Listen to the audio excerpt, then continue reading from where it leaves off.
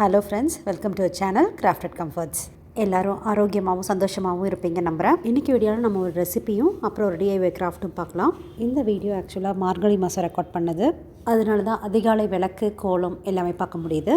சரிங்க, ஆரம்பிக்கலாம். இன்றைக்கி நம்ம பார்க்க போகிறது இந்த மஞ்சள் பூசணி அல்லது அரசாணிக்காய் வச்சு ஒரு சப்பாத்தி பார்க்க போகிறோம். இந்த ரெசிபிக்கு வந்து நம்ம அரசாணிக்காய் ஒரு 1/4 kg எடுத்துக்கலாங்க. அது நம்ம எப்பவும் சாம்பாருக்கு போடுற மாதிரி குட்டி குட்டியாக கட் பண்ணிக்கலாம். சாம்பாருக்கோ குழம்புக்கோ எதுக்கு அரசாணிக்காய் போட்டாலும் அந்த தோல் எப்பவுமே எடுக்கிறது இல்லைங்க. ஏன்னா முக்கால்வாசியான ஃப்ரூட்ஸ் அண்ட் வெஜிடபிள்ஸில் இமீடியட்லி பிலோ த ஸ்கின்ல தான் நியூட்ரிஷன் வேல்யூ ரொம்ப ஹையாக இருக்குங்க. அதனால இதில் எப்பவுமே தோல் எடுக்கிறதே கிடையாது. அதை வந்து ஒரு இட்லி பாத்திரத்தில் போட்டு ஆவியில் வேக வச்சிடலாம் ஒரு 10 மினிட்ஸ்க்கு. இந்த வீடியோ எடுத்தப்போ தான் புதுசாக அப்போது இந்த ப்ரீத்தி ஜோடியாக் மிக்ஸி வாங்கியிருந்தாங்க. இந்த ஆரஞ்ச் ஜூஸ் எப்படி போடுறதுனே தெரில. இந்த சிட்ரஸ் ஃப்ரூட் ஜூஸ் இருக்குன்ட்டு ஒரு தனியாக ஒரு அட்டாச்மெண்ட் கொடுத்துருக்காங்க. அது ஃபஸ்ட்டு அப்படியே சும்மா வச்சு ஆன் பண்ணி பார்த்தா சுத்தவே இல்லை. அப்புறம் தான் தெரிஞ்சு இந்த அட்டாச்மெண்ட்டை வந்து ஒரு லாக் பண்ணணும் அப்படின்ட்டு. லாக் பண்ணதுக்கப்புறம் ஆன் பண்ணனே சூப்பராக ஜூஸ் எக்ஸ்ட்ராக்ட் ஆகி கீழே ஜாரில் இறங்கி வந்துருச்சு. இந்த ப்ரொவிஷன் வந்து மெயினாக சாத்துக்குடி ஜூஸ் புளியருக்கு யூஸ்ஃபுல்லாக இருக்கும்னு நினைக்கிறேன். சாத்துக்குடி சீசன் அப்போ நிறைய வாங்கி யூஸ் பண்ணுவோம். வீட்டில் எல்லாத்துக்கும் ரொம்ப பிடிக்கும். இல்லாட்டி நம்ம ஒவ்வொரு சாத்துக்குடியாக கையில் கட் பண்ணி ஒவ்வொன்றா மேனுவலாக புளிஞ்சிட்டு இருக்கிறோங்க. அதுக்கு கொஞ்சம் ஈஸி டாஸ்க்காக இருக்கும். ஆரஞ்சு ஜூஸை ஒரு வழி அப்படியே போட்டு முடிச்சாச்சுங்க. அதுக்குள்ளே அரசாணிக்காயும் வந்துருச்சு. தண்ணியில் வேக வச்சோம்னா இதோட நியூட்ரிஷன் வேல்யூலாம் ரீட்டைன் ஆகாது. அதனால் ஆவியில் முன்னாடியே சொன்ன மாதிரி ஆவியில் வேக வைக்கும்போது நல்லாயிருக்கும். அரசாணிக்காய் வந்து கொஞ்சம் ஆறட்டுங்க. அதுக்குள்ளே நம்ம கிரேவி பண்ணுறதுக்கு வெங்காயம்லாம் கட் பண்ணிக்கலாம். கேப்சிகம் கிரேவி தான் பண்ண போகிறோங்க. அதுக்கு தான் ஆனியன் கட் பண்ணிகிட்ருக்கேன். ப்ரீத்தி ஜோடியாக் மிக்சரில் என்னென்ன அட்டாச்மெண்ட்ஸ் கொடுத்துருக்காங்களோ அதில் எல்லா ப்ரொவிஷனும் இன்றைக்கி யூஸ் பண்ணிடணும் அப்படிங்கிறக்காகவே பண்ணிகிட்டு இருக்கேங்க.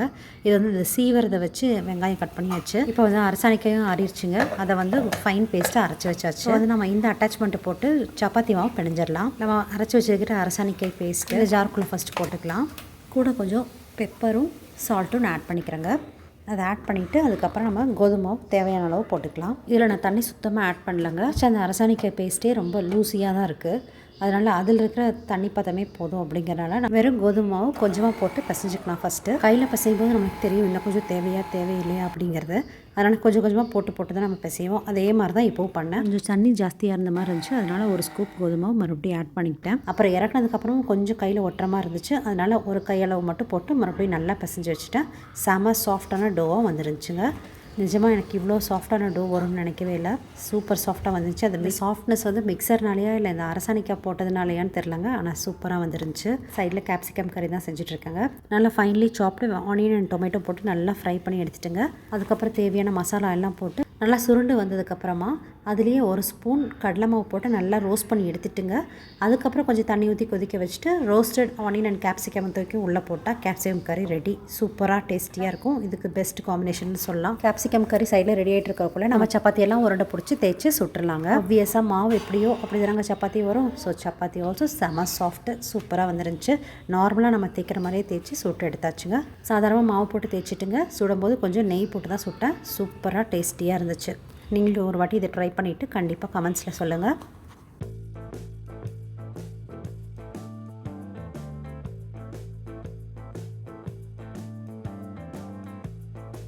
சரிங்க, இப்போ நம்ம எல்லாத்துக்கும் பிடிச்ச ஒரு டிஐஒய் கிராஃப்ட் பார்க்கலாம். இந்த உள்ளன் த்ரெட்ஸ் எல்லாமே நான் வந்து அவென்யூ ரோடில் ரீசெண்டாக போனப்போ வாங்கிட்டு வந்திருந்தேன். இது எல்லாமே ரேரஸ்ட் ஆஃப் த ரேர் கலெக்ஷன்ஸ்னு சொல்லாங்க. ஏன்னா இந்த கலர் நார்மலாக நம்மளுக்கு கிடைக்கிறது கிடையாது. நம்ம யூஸ்வலாக வாங்குகிற ஒயிட்டு, க்ரீனு, ஆரஞ்சு, ரெட்டு அந்த மாதிரி காமன் கலர்ஸ் தான் கிடைக்கிது. இது வந்து கொஞ்சம் இங்கிலீஷ் கலர்ஸு ரொம்ப நாளாக நான் தேடிட்டு இருந்தேன். இந்த வாட்டி ஃபஸ்ட் டைம் எனக்கு கிடச்சிச்சு.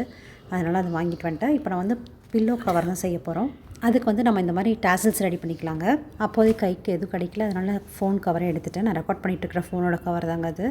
அதில் வெறும் கவர் தான் இருக்குது, ஃபோன் இல்லை. அதனால் அதில் வந்து ஒரு 20 டைம்ஸ் சுற்றிட்டு ஃபோன் கவர்லேருந்து அந்த த்ரெட்டை வந்து அழுக்காமல் வெளியே எடுத்துட்டுங்க. ஒரு சென்டர் போர்ஷனாக பார்த்து கட்டிக்கலாம். அந்த கட்டின பகுதிக்கு ஸ்ட்ரைட் ஆப்போசிட்டில் சிசர் வச்சு 2ஆக கட் பண்ணிடலாங்க. கட் பண்ணிட்டோம்னா ஈஸியான டாசல் ரெடி ஆயிரும். ஒரு ஒயிட் காட்டன் கிளாத் எடுத்துக்கலாம், ஃபேப்ரிக் மெட்டீரியல். இது வந்து சாதாரணமாக இருக்கிற நம்ம ஊருகளில் இருக்கிற ஒரு சின்ன துணிக்கடையில் கூட கிடைக்கக்கூடிய ஒரு நார்மல் காட்டன் ஃபேப்ரிக் மெட்டீரியல் தான் இது. பெட்டிக்கோட்டெல்லாம் தைக்கிற கூட யூஸ் பண்ணுற மெட்டீரியல் தான் இது. அதில் வந்து 15.5 சென்டிமீட்டர் into 26 சென்டிமீட்டர் அந்த மெஷர்மெண்ட்டில் நான் ஒரு ஃபேப்ரிக் கட் பண்ணிக்கிறேங்க குஷன் கவர் தைக்கிறதுக்காக.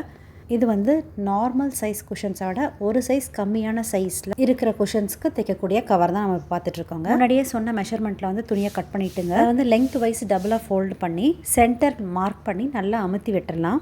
அப்படி பண்ணும்போது நான் அந்த லைனோட இம்ப்ரெஷன் நம்மளுக்கு நல்லா தெரியும். இப்போ வந்து சென்டர் லைனுக்கு அப்புறம் ஒரு ஹாஃப் ஆஃப் த ஃபேப்ரிக் இருக்கும் இல்லைங்களா, அதையே வந்து ஃபர்தராக இன்னொரு ஃபோல்டு பண்ணி அந்த எட்ஜு வந்து சென்டர் லைனை டச் ஆகிற மாதிரி மடக்கி விட்டுறலாங்க. அதே மாதிரி இன்னொரு சைடில் இருக்கிற ஹாஃபையும் எடுத்து ஏற்கனவே ஃபோல்டு பண்ண போர்ஷனுக்கு மேலே ஓவர்லாப் பண்ணி ஒரு 2 இன்ச்சஸ் மேலே கேப் விட்டு ஃபோல்டு பண்ணி விட்டுறலாம். இப்போ நம்ம ஃபோல்டு பண்ண வாக்கிலேயே அப்படியே ஃபோல்டு பண்ணி பின் மட்டும் குத்தி வச்சுக்கலாம். இப்போ நம்ம டாசல்ஸ் எல்லாமே ரெடி ஆயிடுச்சுங்க. இந்த டாசல்ஸ் எல்லாம் ரெடி பண்ணுறக்கே ஒரு 2-3 நாள் ஆயிடுச்சு எனக்கு. ஆக்சுவலாக சொல்லப்போனால் இந்த குஷன் கவர் செய்கிறதுனால தான் எனக்கு இந்த வீடியோ போஸ்ட் பண்ணுறதே ரொம்ப லேட் ஆயிடுச்சுங்க. இது முடியட்டும், அப்புறம் போஸ்ட் பண்ணிக்கலாம்னு செஞ்சுட்டே இருக்கேன், அது முடியவே மாட்டேங்குது. Front portion of the cushion கவரில் வந்து நம்ம ஸ்கொயராக லைன்ஸ் ட்ரா பண்ணிக்கலாங்க. பெரிய பெரிய ஸ்கொயர்ஸாக ட்ரா பண்ணிக்கலாம். லைன்ஸ் ட்ரா பண்ணதுக்கப்புறமா நம்ம அந்த ஃபேப்ரிக்கை நம்ம விரித்து வச்சுக்கலாங்க. விரிச்சதுக்கப்புறமா இப்போ வந்து ஒவ்வொரு டேசலும் அரேஞ்ச் பண்ணி நம்ம ஸ்டிச் பண்ணிட்டு வரலாம். இந்த லைன்ஸ் மேலேயே பிளெயினாக ஹரிசாண்டல் லைன்ஸோ வெர்டிக்கல் லைன்ஸோ ட்ரா பண்ணிவிட்டு அதுக்கு மேலே வைக்கிறத விட ஸ்கொயர்ஸாக ட்ரா பண்ணிவிட்டு வைக்கும்போது இன்னும் நம்மளுக்கு பர்ஃபெக்டாக இருக்கும் ஃபினிஷிங்கு. இந்த பாக்ஸாக ட்ரா பண்ணதுக்கப்புறமாங்க இந்த vertical and horizontal lines meet ஆகிற இடத்துல இந்த ஜங்ஷனில் வந்து ஒவ்வொரு டேசலாக வச்சு ஸ்டிச் பண்ணிட்டு வந்துடலாங்க. அப்போ பார்க்குறதுக்கு நம்மளுக்கு யூனிஃபார்மாக தெரியும். இந்த டேசல்ஸ் எல்லாம் ஒன்றா கட் பண்ணுறது ஒரு பெரிய வேலைனா அதை விட தைக்கிறது அதை விட பெரிய வேலைங்க. அது பொறுமையாக தான் வந்து கொஞ்சம் ஃபோக்கஸ் பண்ணி தைக்கணும். நம்ம தைக்கும் போது மெயினாக ஒரே ஒரு திங் தான் யோசிக்கணும். பின்னால் இருக்கிற ஃபேப்ரிக் வந்து சுருங்கக்கூடாது. ஏன்னா நம்ம கரெக்டாக மெஷர் பண்ணி நம்ம கட் பண்ணி வச்சுருக்கிறோம். எப்படி வச்சா நல்லாயிருக்கும் அப்படின்னு தெரியறதுக்காக தான் நான் திருப்பி வச்சு அரேஞ்ச் பண்ணி பார்த்துட்டு இருந்தேங்க. இதே மாதிரி தான் இந்த டேசல்ஸை இப்போ நம்ம தைக்க போகிறோம். ஒரு டேசலாக எடுத்து நம்ம ஸ்டிச் பண்ண போகிறோங்க. இது கொஞ்சம் தடிமனாக இருக்கிறதுனா நம்ம கையில் தைக்க முடியும். இல்லைனா மெஷின்லனா சல்லுன்னு வச்சு ஒரு ஓட்டு ஒட்டிடலாம். நம்ம தைக்கும் போது மெயினாக பார்க்க வேண்டியதுங்க, பின்னாடி இருக்கிற அதாவது அந்த பேஸ் ஒயிட் ஃபேப்ரிக் வந்து பின்னாடி நம்ம தைக்கும் போது சுருங்குச்சுன்னா ஃப்ரண்ட்லேயும் சுருங்கிடும். அதனால் ரொம்ப கேர்ஃபுல்லாக நம்ம ஒவ்வொன்றா தைக்கணும். இது வந்து ஒட்டவும் செய்யலாம் க்ளூ கன் வச்சு. பட் எனக்கு எவ்வளோ தூரம் ஸ்ட்ராங்காக இருக்குன்னு தெரில. ஆக்சுவலி 2 பில்லோ கவர் பண்ணுற மாதிரி ஐடியா. இப்போதைக்கு ஒன்று தான் பண்ண முடிஞ்சுதுங்க. அதுக்கு ரொம்ப டைம் கன்சியூம் ஆயிடுச்சு. நெக்ஸ்ட்டு அடுத்தது பண்ணும்போது வேணால் க்ளூ கன் வச்சு ட்ரை பண்ணலான்ட்டு யோசிச்சுட்ருக்கேன். இந்த மாதிரி தாங்க ஒவ்வொரு ஜங்ஷன்லேயும் வச்சு நான் தைச்சிட்டு வந்துட்டு இருந்தேன். அதுக்குள்ளே மார்க்கெட்லேருந்து வாங்கிட்டு வந்து துவரம் பருப்போட காய், ஆக்சுவலி தமிழில் இதுக்கு பேர் என்ன சொல்லுவாங்கன்னு தெரியலங்க. கன்னடாவில் வந்து இது பேர் தொகுரி பேலேன்னு சொல்லுவாங்க. அது வந்து நான் உரிச்சிட்டு இருந்தேன். உரிக்கும் போது நிறையா இதில் வந்து கொஞ்சம் முளை வந்துருந்துச்சு. சரி கொஞ்சம் பின்னாடி போய் நம்ம இதை வந்து போட்டுட்டு வரலாம் இந்த சீட்ஸ் எல்லாம் அப்படின்ட்டு நான் பிளான் பண்ணேன். அப்புறம் அந்த வீக் பைனாப்பிள் வாங்கி அப்பர் போர்ஷனை மட்டும் கட் பண்ணி வச்சுருந்த செடி நட்டு வச்சு பார்க்கலாம் அப்படின்ட்டு. அப்புறம் அது கூட கொஞ்சம் வெஜிடபிள் வேஸ்ட்டு அதையும் கலெக்ட் பண்ணி வச்சுருந்தாங்க. இது வந்து திணீர் பத்தினி சீட்ஸு, அதாவது சப்ஜா சீட்ஸ்ன்னு சொல்கிறோம் இல்லைங்களா, அதுதான். சரி அதையும் போட்டு பார்க்கலாம் அப்படின்னு சொல்லிட்டு சரி வாங்க இப்போ கார்டனுக்கு போகலாம். போன வருஷம் போட்டு அவரைக்காய் விதைகள் தான் வருஷம் எக்கச்சக்கமாக காய்ச்சிருந்துச்சுங்க. அப்பப்போ வாக்கிங் போகிறப்பெல்லாம் போய் எடுத்துகிட்டு வந்துடுவேன். சாம்பாருக்கு போடுற அளவுக்கு ஆகும். ஒரே ஒரு நாள் மட்டும் பொரியல் போடுற அளவுக்கு கொஞ்சம் நிறையவே வந்துருந்துச்சு. ஆக்சுவலாக இது காமன் ஏரியா தான், நம்ம வந்து சொந்தம் கொண்டாட முடியாது. பட் நான் வந்து என்னோட ஆசைக்காக இது போட்டுட்ருக்கிறேன். பருப்பு கீரை செடியும் நிறையா வந்துருந்துச்சு. பக்கத்தில் இது வந்து ஒரு லெமன் செடி தாங்க. இப்போ நம்ம சீடு வந்து மெனக்கெட்டு நான் இதுக்காக போய் அலைஞ்சு வாங்குறதில்ல. சும்மா மார்க்கெட்டில் என்னென்ன வாங்குறோம் அதையே கொண்டு வந்து நான் சீடாக போட்டு விட்டுறதுங்க. கொஞ்சம் க்ளீன் பண்ணிவிட்டு அப்புறம் சீட்ஸ் போடலாம் அப்படின்ட்டு தான் கொஞ்சம் க்ளீன் பண்ணிகிட்ருக்குங்க. கார்டனிங் மேலே இருக்கிற என்னோடய பேராசையை வந்து இந்த ஸ்மால் ஏரியாவில் நம்மளுக்கு வேணுங்கிற செடியை வச்சு நான் கொஞ்சம் என்னோடய ஆசையை பூர்த்தி பண்ணிக்கிறேன்.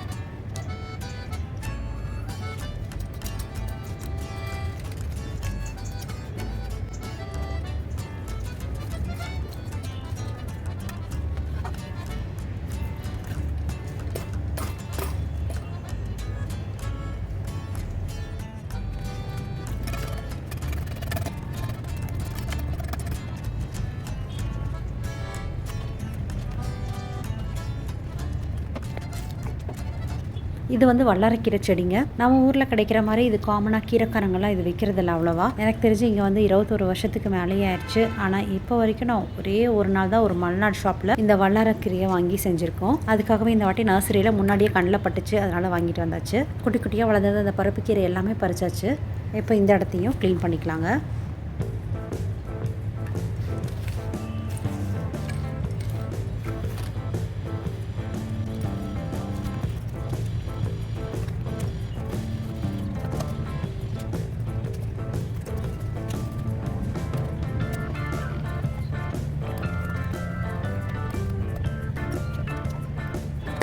அந்த இடத்தையெல்லாம் இப்போ க்ளீன் பண்ணிவிட்டு நம்ம பைனாப்பிளை இப்போ குழி தோண்டி நட்ட வச்சாச்சு.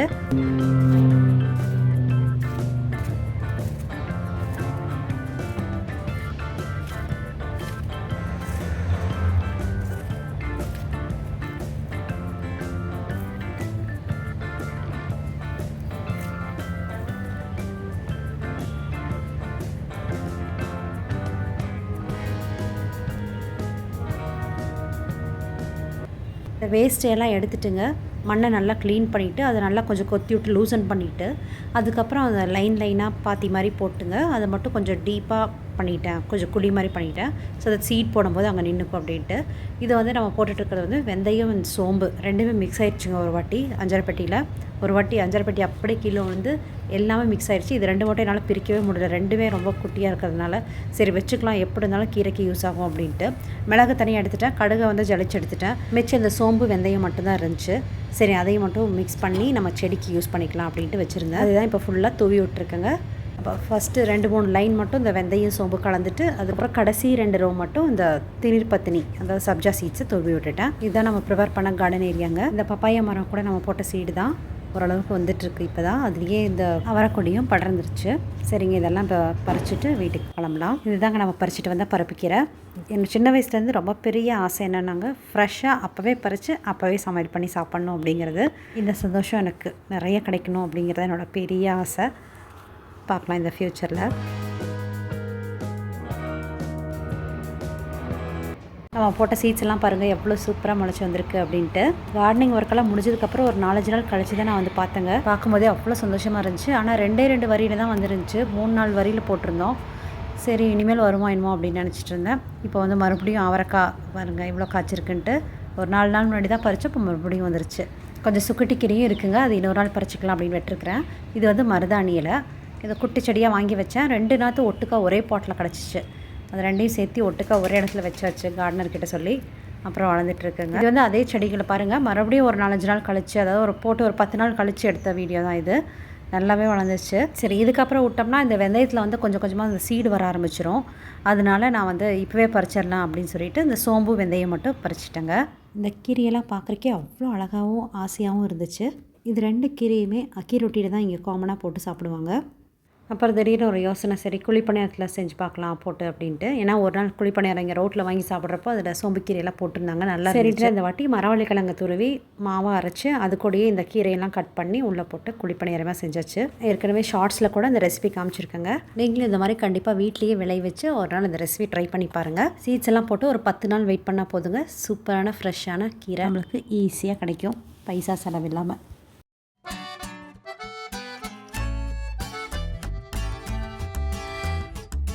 சரிங்க, நம்ம இப்போ இந்த குஷன் கவரை பார்க்கலாம். இப்போ பாருங்கள் இவ்வளோ முடிச்சாச்சு.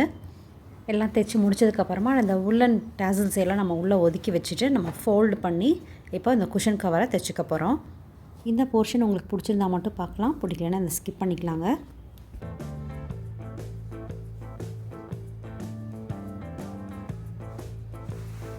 இந்த ஃபோல்டு பண்ண க்ளாத் வந்து 3 இன்ச் வச்சுக்கலாங்க. 3 இன்ச் கேப் விட்டு ஃபோல்டு பண்ணிக்கலாம். அதுக்கப்புறம் இதை வந்து அதர் ஹாஃப் வந்து மேலே கொண்டு வந்து ஜாயின் பண்ணிக்கலாம்.